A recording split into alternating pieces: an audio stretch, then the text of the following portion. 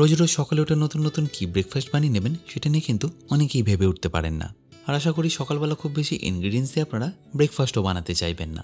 তাই এই দুটো ব্রেকফাস্ট রেসিপি আমি দেখিয়েছি একদম কম উপকরণ দিয়ে, যেটা বানানো খুব সহজ আর ছোট থেকে বড় সকলেরই পছন্দ হবে। এছাড়াও এরই সাথে আপনারা খুব সহজে বাড়িতে নাট মিল্ক কীভাবে বানাবেন সেটাও করে দেখাবো। বাই দ্য ওয়ে, আমি শেফ অতনু, আপনারা দেখছেন অতনু রান্নাঘর, আর আজকে আমাদের রেসিপি ব্রেকফাস্টের। তাহলে প্রথম রেসিপিটা বানানোর জন্য আমাদের কেটে নিতে হবে ধনেপাতা।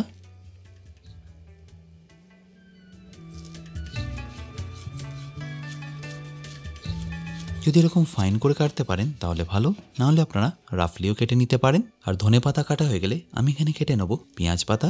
আপনারা যদি পেঁয়াজ পাতা না পান সেক্ষেত্রে আপনারা পেঁয়াজেরও ব্যবহার করতে পারেন, বাট দেখবেন পেঁয়াজ পাতা দিয়ে দিলে তার টেস্টটা একটু অন্যরকমই আসবে। আচ্ছা, এখানে বলে রাখি, আপনারা যদি এরকম নাইফ বা অতনু রান্না করে যে কোনো ইউটেন্সিল কিনে নিতে চান, লিঙ্ক আমি ডেসক্রিপশনে দিয়ে রেখেছি, অ্যামাজন থেকে সেটা আপনারা ইজিলি কিনে নিতে পারবেন। আর এরপর ধনেপাতা আর পেঁয়াজ পাতার পরে কেটে নিতে হবে টমেটো।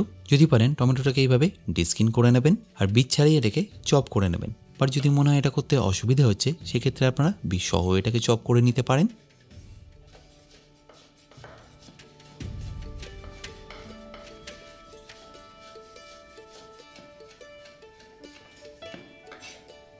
এরপর টমেটোটা কাটা হয়ে গেলে পেঁয়াজ পাতা আর ধনেপাতার সাথেই মিশিয়ে দেবো। আর তারপর এরই সাথে মিশিয়ে দিতে হবে 4টে ডিম। আপনারা যদি মনে করেন দুজনের জন্য করবেন সেক্ষেত্রে আপনারা 2টো ডিমও ব্যবহার করতে পারেন। আর যদি আপনারা 4টে ডিম দিয়ে করেন সেক্ষেত্রে 12 থেকে 15 পিস আরামসে হয়ে যাবে, যেটা 3 থেকে 4 জনের জন্য একদমই এনাফ। আর 4টে ডিম নেওয়া হয়ে গেলে আপনাদের দিয়ে দিতে হবে মাত্র 2টো উপকরণ। একটা হচ্ছে নুন আর দ্বিতীয়টা হচ্ছে গোলমরিচ গুঁড়ো। এই দুটো ছাড়া আপনাদের আর কিচ্ছু দিতে হবে না। বাট চাইলে আপনারা এর মধ্যে একটু চিলি ফ্লেক্স বা কাঁচা লঙ্কাও অ্যাড করতে পারেন। আর যদি বাচ্চাদের জন্য বানান সেক্ষেত্রে আপনারা এটা স্কিপও করতে পারেন। এবার এই ডিমের মিক্সচারটাকে আমি ভালো করে মিশিয়ে নিয়ে সাইডে রেখে দেবো। তারপর চপিং বোর্ডের মধ্যে নিয়ে নেবো 4টে পাউরুটি। দোকানে যে রেগুলার সাইজ পাউরুটি পাওয়া যায় আমি আপনাদের সেটা দিয়েই করে দেখাচ্ছি। পাউরুটিগুলো চপিং বোর্ডে রাখার পরে একটা ছুরি দিয়ে জাস্ট এইভাবে মাঝখানটা বাদ দিয়ে দেবেন, বা বলতে পারেন চৌকো করে জাস্ট মাঝখানটা এইভাবে কেটে নিতে হবে। আপনাদের যদি মনে হয় ছুরি দিয়ে কাটতে অসুবিধা হচ্ছে সেক্ষেত্রে আপনারা এরকম একটা পিজা কাটারও ব্যবহার করতে পারেন। দেখবেন খুব সহজে এটা কেটে নেওয়া যাচ্ছে।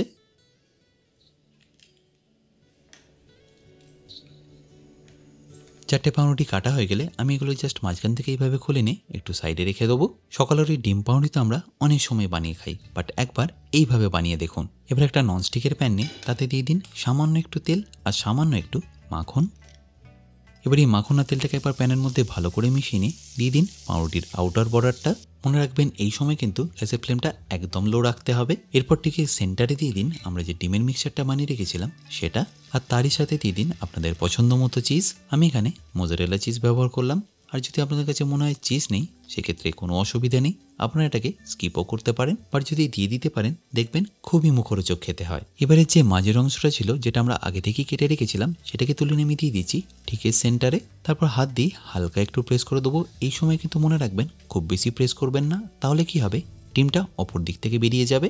আর আস্তে আস্তে দেখবেন ডিমটা একটু শক্ত হতে থাকছে, সেই সময় একটা স্প্যাচুলা দিয়ে এইভাবে একটু হালকা ট্যাপ করে দেবেন।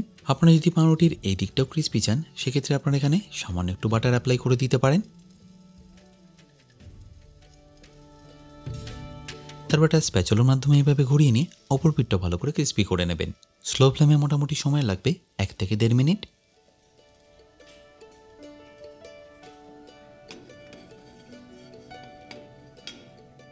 তাহলে নিশ্চয়ই দেখতে পেলেন এটা বানানো কতটা সিম্পল। ওই বোরিং একই ডিম পাউরুটি খাওয়ার থেকে একটু ভ্যারাইটি আনতে গেলে এই রেসিপিটা একবার হলেও ট্রাই করতে পারেন। দেখবেন বাচ্চা থেকে বড় সবাইরই ভালো লাগবে। এবার ওই একই প্রসেসে আমি বাকিগুলোকেও করে নেব। আচ্ছা, এখানে বলে রাখি আমি এরকম অনেক ব্রেকফাস্ট রেসিপি দেখেছি আমার বেসিক কুকিং কোর্সে, যেটা আপনারা পেয়ে যাবেন আমার নিজস্ব ওয়েবসাইট www.otonurannaghar.com এ। আর ব্রেকফাস্ট ছাড়াও পেয়ে যাবেন বিভিন্ন রকম মশলা, স্যালাড, প্রায় 60টারও বেশি ভিডিও, যেগুলো আপনাদের হেল্প করবে নিত্য প্রয়োজনীয় রান্নাগুলোকে আরও সুস্বাদু করে তোলার জন্য। যদিও আমি লিঙ্কটা ডেসক্রিপশনে দিয়ে রেখেছি, তাও যদি কিনতে আপনাদের কোনো রকম অসুবিধা হয় আমার সাথে এই হেল্পলাইনে যোগাযোগ করতে পারেন। আশা করি নিশ্চয়ই দেখতে পেলেন কত সহজেই আমি এগুলো বানিয়ে নিলাম। এবার এটাকে আপনারা পরিবেশন করুন টমেটো কেচাপের সাথে।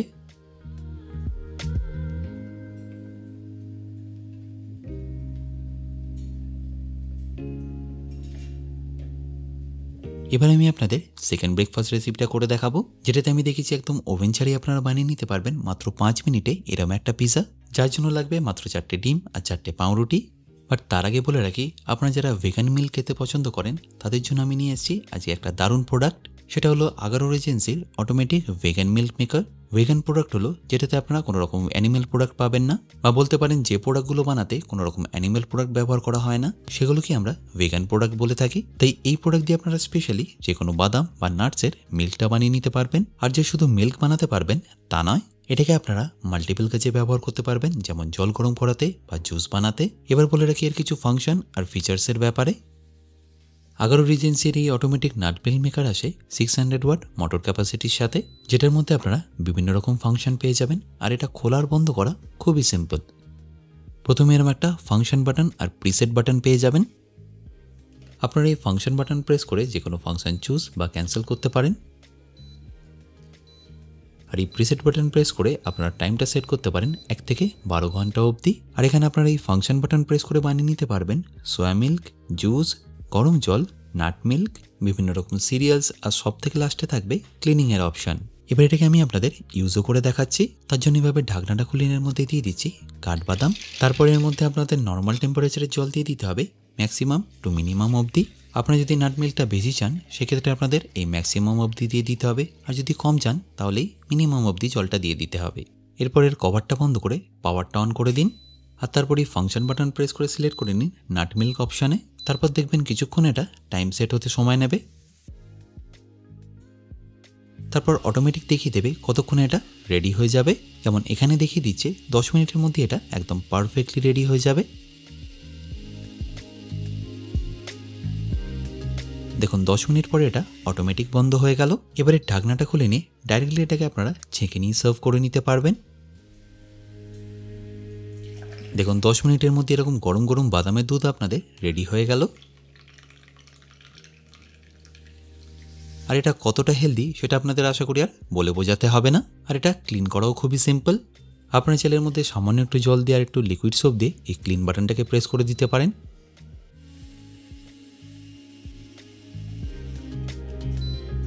দেখবেন এর ভেতরটা একদম অটোমেটিক ক্লিন হয়ে গেছে। তারপরে ইলেকট্রিক প্যানেলগুলোকে বাদ দিয়ে ঠান্ডা জলে এটাকে ভালো করে একবার ধুয়ে নিন। আর আপনার ছেলে ক্লিনিংয়ের সময় এরই সাথে পাওয়া ক্লিনিং ব্রাশটাও ইউজ করতে পারেন। আর তারপর একটা ড্রাই ক্লথ দিয়ে এটাকে ভালো করে মুছে নিন। ব্যাস তাহলেই দেখবেন কত সহজে এটা ক্লিন হয়ে যাচ্ছে। এই বাদামের দুধের মতোই চাইলে আপনারা নারকেলের দুধও বের করে নিতে পারবেন। আপনাদের যদি এই প্রোডাক্টটা কিনে নিতে হয় লিঙ্ক আমি ডেসক্রিপশানে দিয়ে রাখলাম, অ্যামাজন থেকে সেটা আপনারা ইজিলি কিনে নিতে পারবেন।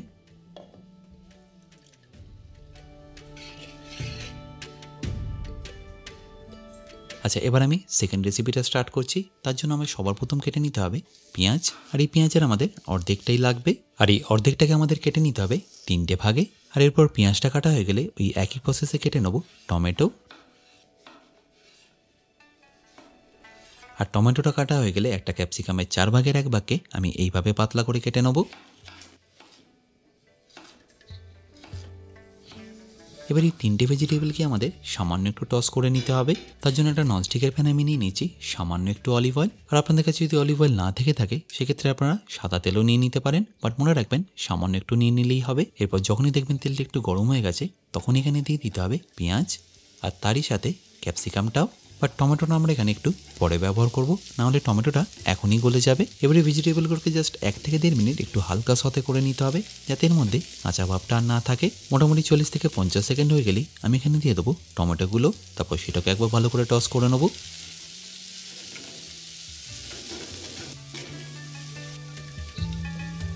আর এর মধ্যে আপনাদের দিয়ে দিতে হবে সামান্য একটু নুন আর স্বাদ মতো গোলমরিচ গুঁড়ো। ব্যাস, এখানে আপনাদের আর কিচ্ছু দিতে হবে না।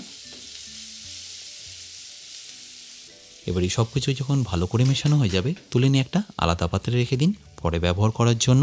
আচ্ছা, এবার আমাদের নিয়ে নিতে হবে একটা বোল, যেখানে আমাদের 4টে থেকে 5টা পাউরুটিকে এইভাবে একটু রাফলি ছিঁড়ে দিয়ে দিতে হবে। আর ছেঁড়ার সময় অবশ্যই মনে রাখবেন খুব বেশি বড় বা খুব বেশি ছোটো যেন পিস না হয়, এইভাবে মিডিয়াম ছিঁড়ে নিলেই হবে।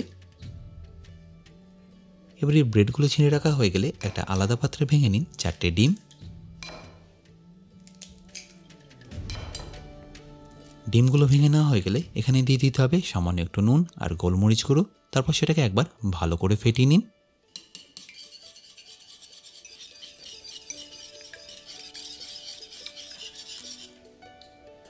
আর তারপর ফেটানো হয়ে গেলে মিশিয়ে দিন এই ব্রেডের সাথে।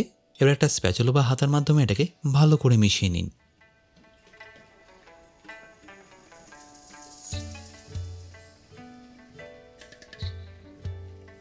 এবার এই ব্রেড পিৎজাটা বানানোর জন্য আপনাদের লাগবে এরকম একটা কানা উঁচু ননস্টিকের প্যান, যেটাতে আপনাদের দিয়ে দিতে হবে সামান্য একটু সাদা তেল। বাট মনে রাখবেন এখানে খুব বেশি তেল দেওয়ার দরকার নেই। আর তারপর তেলটা একটু গরম হয়ে গেলে দিয়ে দিন ব্রেড আর ডিমের মিক্সচারটা। মনে রাখবেন এই সময় কিন্তু আপনাদের গ্যাসের ফ্লেমটা একদম লো রাখতে হবে। এবার একটা স্প্যাচুলার মাধ্যমে এই মিক্সচারটাকে আপনাদের একটু এইভাবে স্প্রেড করে দিতে হবে, যাতে এরকম একটা গোল মতো আকৃতি নিয়ে নেয়। আর পারলে ওপরটাকে একটু এইভাবে প্রেস করে করে প্লেন করে নেবেন, যাতে এর টেক্সচারটা ভালো আসে। স্লো ফ্লেমে এক পিঠটা হতে মোটামুটি সময় লাগবে 2 থেকে 2.5 মিনিট। আর তারপর গ্যাসটা বন্ধ করে একটা ডিশকে এইভাবে উপরে চাপা দিন। আপনাদের কাছে যদি স্টিলের থালা থাকে তাহলে সেটাকেও নিয়ে নিতে পারেন। তারপর এইভাবে প্যানের উপরে চাপা দিয়ে জাস্ট এটাকে এইভাবে ফ্লিপ করে নিন। দেখতে একটু কঠিন মনে হলো, এটা করা কিন্তু খুব ইজি। এবার অপর দিকটাকে কুক করার জন্য প্লেট থেকে আবার প্যানের মধ্যে ট্রান্সফার করে নিন। তারপর গ্যাসটা অন করে আবারও কুক করে নিতে হবে আরও 2 থেকে 2.5 মিনিট। আর এই সময় ওপর থেকে ছড়িয়ে দিন মোজারেলা চিজ। আর মোজারেলা চিজটা ছড়ানো হয়ে গেলে তার উপরে ছড়িয়ে দিন যে ভেজিটেবলগুলো আমরা সতে করে রেখেছিলাম সেগুলো। আপনারা চাইলে এটাকে উইদাউট চিজও বানাতে পারেন। সেক্ষেত্রে এটাকে আপনাদের সার্ভ করতে হবে টমেটো কেচাপের সাথে। বাট যদি চিজ থাকে তাহলে চিজ দিয়েই বানিয়ে নেবেন, দেখবেন খুবই সুন্দর লাগে খেতে।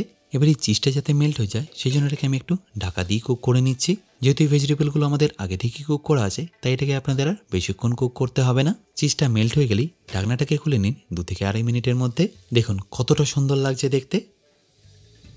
এবার এটাকে সার্ভ করার জন্য একটা সার্ভিং প্লেটে নিয়ে নিন। ব্যাস তারপর এটাকে কেটে নিয়ে গরম গরম পরিবেশন করুন। আশা করি এই দুটো রেসিপি বুঝতে আপনাদের কোনো রকম অসুবিধা হয়নি। আর এই দুটো রেসিপি যদি আপনাদের ভালো লেগে থাকে অবশ্যই কিন্তু আমাকে কমেন্টে জানাতে ভুলবেন না।